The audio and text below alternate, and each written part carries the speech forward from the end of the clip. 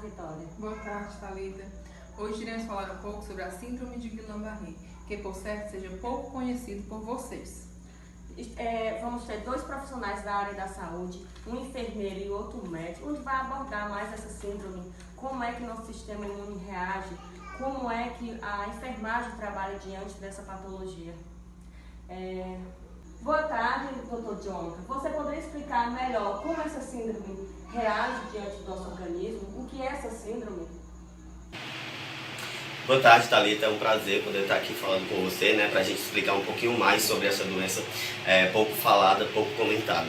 Né? A síndrome de Guillain-Barré é uma polineuropatia inflamatória aguda, caracterizada de característica desmielinizante, né? Ou seja, a gente pode ver nessa doença o comprometimento da bainha de mielina, que é uma parte essencial do nervo neurológico. Ela é uma polineuropatia, e aí as polineuropatias elas são caracterizadas, né, pela disfunção sensório-motora, por acometimento simétrico, ou seja, dos dois lados, ela vai sempre atingir os dois lados de forma igual, né, pelas fibras aferentes e eferentes, ou seja, eu vou ter um comprometimento sensório, um comprometimento motor e também vou ter um comprometimento autonômico, né, das fibras motoras. Ela é caracterizada por um déficit que vai de distal para proximal, ou seja, os sintomas eles começam dos pés ou das mãos e aí vão subindo para o restante do corpo. E o comprometimento sempre começa nos pés e nas mãos. A causa, né? Algumas vezes as causas podem ser consideradas, a gente pode ter como causa uma causa metabólica ou uma causa induzida por fármaco, né? E aí essas causas elas levam ao comprometimento do sistema sensório-motor e autonômico.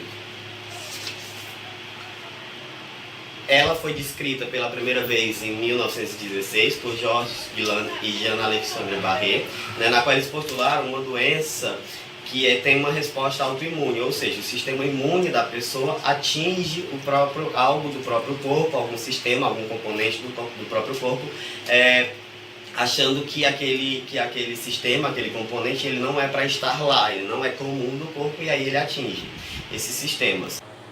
Bom, a síndrome de Guillain-Barré ela tem duas versões, uma versão que a gente considera a versão mais leve, que é a síndrome de Guillain-Barré propriamente dita, e a síndrome mais grave, a versão mais grave, que geralmente é fatal, que é a síndrome de Landry-Guillain-Barré, né? Epidemiologicamente, a síndrome de Guillain-Barré hoje é a maior causa de paralisia flácida completa, né? Depois da erradicação da poliomielite, ela passou a ser a maior causa de paralisia flácida completa. A incidência global é de 1 a 2 casos a cada 100 mil habitantes e ela prevalece em todo o mundo, né? Todo o território mundial tem casos de síndrome de Guillain-Barré em adultos, em crianças e em ambos os sexos, né? A gente não consegue, por exemplo, ver que a doença ela se apresenta com um predomínio maior em uma determinada população específica, por exemplo, indígenas, caucasianos, ela não tem essa prevalência. Então, a quantidade de casos em cada parcela da população, ela é praticamente similar. O quadro clínico, né? O quadro clínico da doença. A gente pode observar como sintomas, né, parestesia progressiva simétrica, que é uma sensação de formigamento de distal para proximal, né, indo dos membros mais distantes aos membros mais próximos do corpo. Plegia ou paresia progressiva, né, a plegia é a ausência de movimento e a paresia é uma sensação de fraqueza muscular, né, hipoestesia ou anestesia, né, hiporreflexia ou arreflexia, mialgia, uma dor dorsal severa, né? A gente vê, por exemplo, alguns casos quando os pacientes relatam, né, pacientes que têm Guillain-Barré, os relatos deles são o seguinte: eu tive uma dor muito forte nas costas e depois eu tive uma sensação de formigamento nos pés e nas mãos, né? E aí isso também pode causar uma anestesia, que é a sensação de bota e luva, né? Que é uma sensação que os pacientes relatam que eles têm mesmo a sensação de estarem calçados com botas ou estarem calçados de luvas, né? Insuficiência respiratória aguda também, capacidade de falar apenas frases curtas e paresia orofaríngea, né? Também podendo causar paralisia facial. Como a gente fala que ela é uma polineuropatia, então ela vai causar disfunções sensoriais, disfunções motoras e também pode causar disfunções autonômicas, né? E aí as principais características os principais sintomas dessa disfunção autonômica é a flutuação da pressão arterial, as arritmias, a disfunção vasomotora, né, incontinência fecal, incontinência fecal, que aí ela é causada pela desconfiguração do esfíncter, né, o paciente ele perde a capacidade de contrair o esfíncter, né, retenção urinária e rubor facial, entre outros sintomas. A fisiopatologia da doença, como a gente já falou, é caracterizada principalmente como uma doença autoimune, então o sistema imune reconhece a bainha de mielina e o axônio, né, do nervo neurológico como agentes patológicos, né, ou agentes como antígenos, né, e aí a gente tem que entender que o impulso nervoso ele se dá de forma saltatória, né? A bainha de mielina ela vai servir como uma capa protetora, né? E que vai fazer com que o impulso nervoso ele salte de uma bainha para outra, né? E aí ele tem essa característica de saltatória. Então, quando há o comprometimento da bainha de mielina, o impulso, ao invés de saltar de um ponto para outro, ele vai passar de forma contínua. E aí essa passagem de forma contínua, ela torna o impulso menos efetivo e mais lento, né? E aí por isso as sensações de formigamento, de anestesia, entre todas as outras sensações.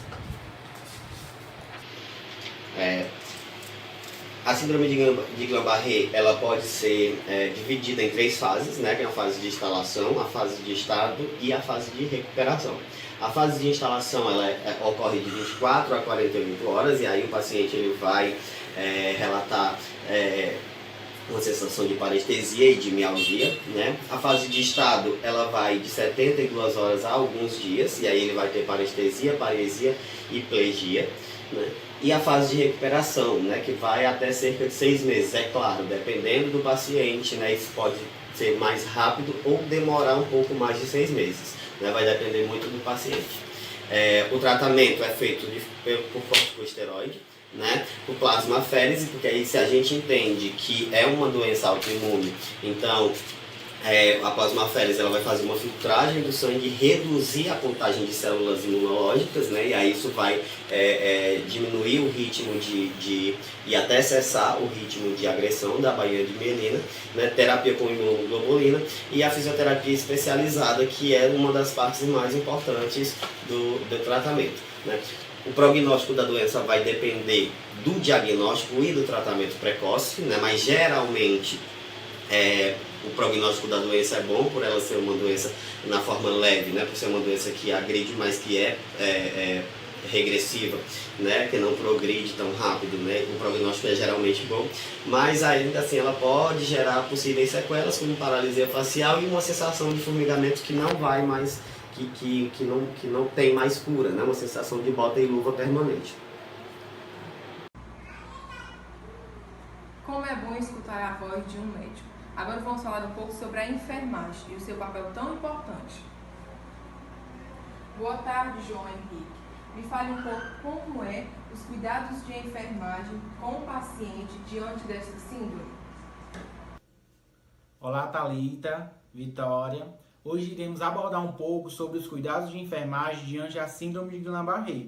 Essa que é uma doença autoimune grave, na qual o nosso sistema imunológico ele passa a atacar as nossas células nervosas. Estudos apontam para a importância de uma equipe multiprofissional durante os tratamentos, durante os cuidados. Os cuidados de enfermagem eles são baseados na necessidade que cada cliente possui, sempre para o bem-estar desse paciente. O enfermeiro ele é o principal autor para a prescrição de todos esses cuidados. E em unidades de internação não intensiva, normalmente segue o seguinte: a verificação de sinais vitais frequentemente ou conforme a rotina da unidade, cuidados com a alimentação desse paciente, a higienização, no caso um banho no leito, controle e controlar o registro e a eliminação de líquidos, providenciar artigos e objetos na qual ajude esse paciente na deambulação, no caso é uma moleta, uma cadeira de roda, e outra coisa muito importante também, que é super da enfermagem, que é a questão da administração de medicamentos conforme a prescrição médica, sempre que esse paciente tiver com algum sintoma de dor. Diante do exposto, percebe-se que um paciente com a síndrome de Guillain-Barré, ele pode precisar de uma internação em uma unidade de terapia intensiva, que é na UTI, uma sedação, uma intubação, e com isso a equipe de enfermagem ela tem que ter todo o cuidado com a alimentação, a monitoração da hemodinâmica, a imobilidade e a comunicação. É importante sempre manter a comunicação com o paciente. Ele pode ser que ele não consiga ter aquela comunicação com você pelo fato que ele pode ter uma paralisia do nervo facial, que é uma causa muito comum desta doença. Mas ele pode ver, sentir e ouvir. E com isso é extremamente importante sempre você ter aquela comunicação com o paciente. Quando for fazer uma medicação, explicar para ele o que você está fazendo, perguntar se ele está com dor. Pode ser que ele acene para você que está com dor. E outra coisa importante é manter sempre um acompanhamento, sempre que possível, ter um acompanhante com ele, pois isso vai diminuir o que ele se sinta isolado. É relevante e fundamental a inclusão da família no tratamento do paciente, pois é eles quem vão dar continuidade em domicílio. É com você, Thalita, aí no estúdio. Nossa, gente, como é importante, né, o papel da enfermagem diante dessa síndrome de Guillain-Barré. Muito importante, viu, Vitória? Pois é. Agora vamos ver o que os nossos internautas estão achando sobre o tema de hoje. Bom, a Kessia Maria, de Fortaleza, Ceará, está falando. A evolução é bem rápida, muito importante. Muito bem, né?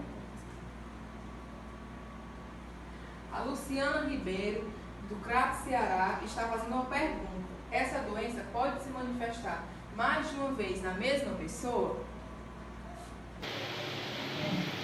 Bom, sim, né? Como a gente está falando aí de uma polineuropatia inflamatória aguda, né? Ela pode sim acometer 2 vezes a mesma pessoa, e aí isso vai depender do tratamento que foi realizado, da adesão ao tratamento que o paciente tem, né? A gente sabe que as causas de retorno de muitas doenças, da maioria das doenças, é a falta de adesão do paciente, então ela pode sim atingir 2 vezes a mesma pessoa, isso é perfeitamente possível.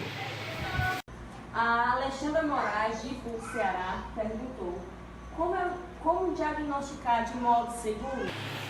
Bom, como a gente já falou anteriormente, né, o diagnóstico ele se dá pelo exame clínico, né, pela história clínica do paciente, pelo histórico de doenças anteriores, né, através de alguns exames específicos, né, como punção lombar, por exemplo, mas assim, o diagnóstico final da doença tem que ser dado pelo neurologista experiente. Então a indicação é que você procure um médico neurologista e que ele seja um médico, de preferência um médico já conceituado para que ele possa diagnosticar essa doença com precisão e eficácia, né? Muito obrigado pelas perguntas, muito obrigado pela conversa e quando quiserem é só chamar. Agora vamos ver a próxima pergunta. José Caio Silva, de Guaraciaba do Norte, Ceará, está fazendo uma pergunta. Quais os principais diagnósticos de enfermagem para o portador da síndrome de Guillain-Barré?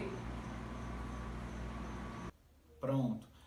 Alguns autores eles trazem como principais diagnósticos de enfermagem padrão respiratório ineficaz, a deglutição, a mobilidade física, as eliminações urinárias prejudicadas, medo e ansiedade. A Raiane Barreto, de Calcaia, Ceará, falou: não conhecia, bastante importante, parabéns. Fernanda Freitas, de Bela Cruz, Ceará, está falando. Meu pai teve Guillain-Barré, mas ficou muito bem após meses de internação. Bom, gente, nosso programa vai chegando ao final, né? Esse assunto, eu espero que todos tenham compreendido, né? E espero que a gente tenha contribuído com vocês sobre esse conhecimento tão importante dessa síndrome, né? Boa noite, Vitória. Boa noite, Thalita. Espero que vocês tenham gostado. Boa noite a todos.